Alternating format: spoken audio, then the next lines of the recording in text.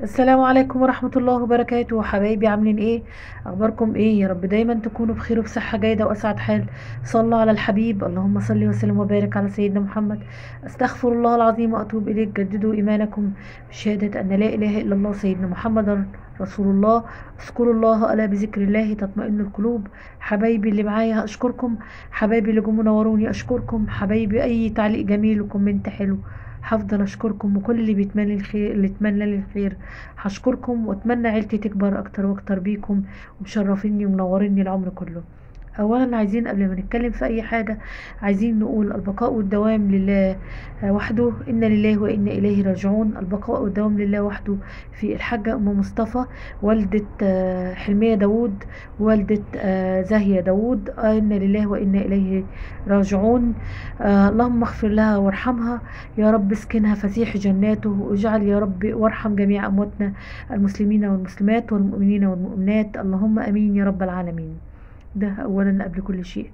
حبايبي عايزه اقول في حد التعليق قال لي انتي بتتنمري على مجنى. انا ما اتنمرتش على مجنى، انا بقول دي واحده مجرد ان هي نسخه من، مجرد قلت ان فيها شبه النسخه الاوروبيه اللي من المجر، اللي هي البلوجر اسلام اللي هو متزوجها، قلت ان هي شبهها وانا ما اتنمرتش عليها. وفي حد بيقول لي جابوكي محاميه عنها. لا انا مش محاميه عنها. يعني قولوا لي ايه وجه التناقض اللي بين التعليق ده والتعليق ده؟ هو انا في ايه بتنمر عليها وفي ايه طالعه بدافع عنها؟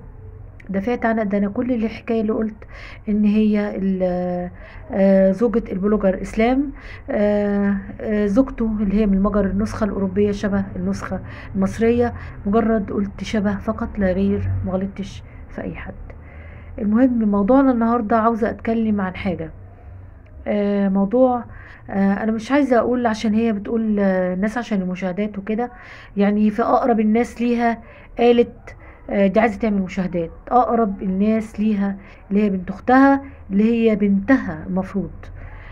حبيبتي البلوجر اليوتيوبر الكبيرة لومي لوما غنية عن التعريف بصراحة. حبيبتي انا كنت متعودة منك ان انت بتجمعي العيلة، متعودة منك انك دايما بتروحي عند اختك واختك بتيجي عندك. كنت ما شاء الله بقول اللهم بارك في المودة والحب اللي بينكم، وكنت دايما على علاقة وثيقة وطيدة بينك وبين اختك وبين بنت اختك. دلوقتي ناس هتيجي تقولي بتتمسخري وبتتحايدي وبتتنمري وبتذكري الله وبعدين تتكلمي.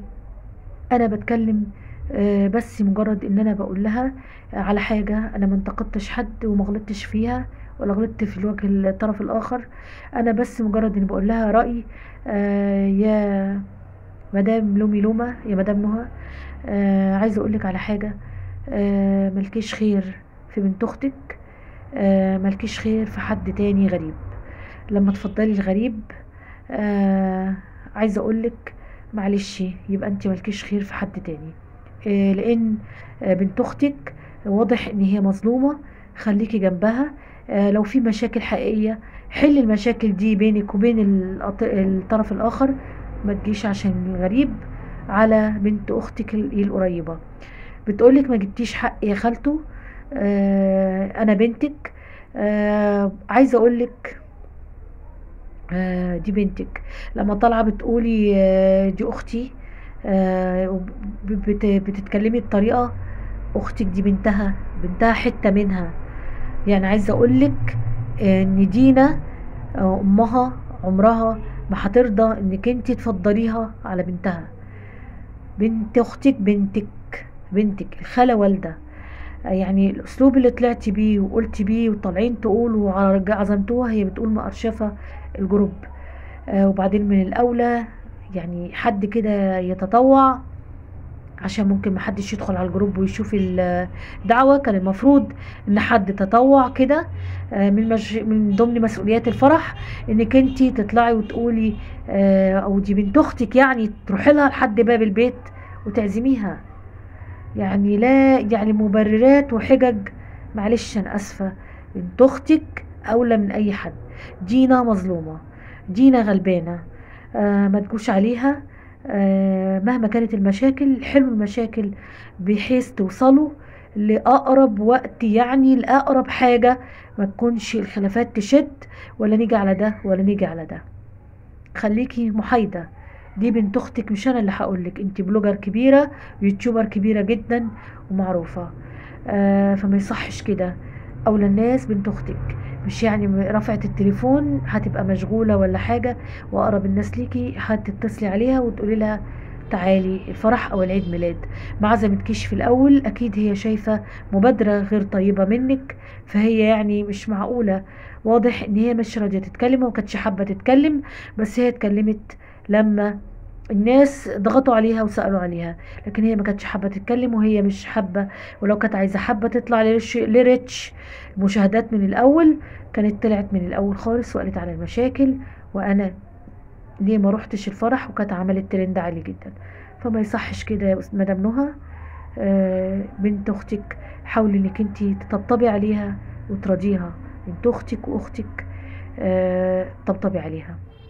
وزي ما ابن اخوكي واختك وبنت اختك المفروض يكونوا في مكانة واحدة. مش هقول اكتر من كده، وربنا يهدي الحال. وانتوا عيلة واهل، مش انا اللي هقول لكم تصلحوا ما بينكم.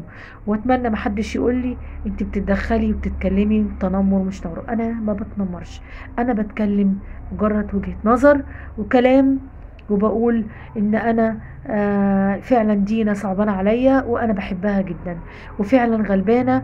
ولما بتيجي بتطلع ترد على حد، بتطلع بكل ادب ومحترمة جدا، ويعني ما بتخطأش او ان هي بتبجح. فدينا طيبة جدا واميرة. ولومي لومة كانت بتجمع الكل وبتجمع الكل في بيتها وكانت حابة الجميع. اتمنى ترجعي زي كده زي الاول يا مدام نوع. مش انا اللي هقولك، انا مجرد واحدة بسيطة جدا، يعني ولا اكون حاجة، مجرد كلمة وخلاص، وجهة نظر وكلام لنوصل لمفترق الطرق، مش اكتر. حبايبي، اوعوا تنسوا تعملوا لايك وسبسكرايب في القناة. والسلام عليكم ورحمة الله وبركاته. اوعوا تنسوا تصلوا على الحبيب، اللهم صل وسلم وبارك على سيدنا محمد. السلام عليكم ورحمة الله وبركاته. أغلى ناس وأحلى عيلة محترمة. السلام عليكم.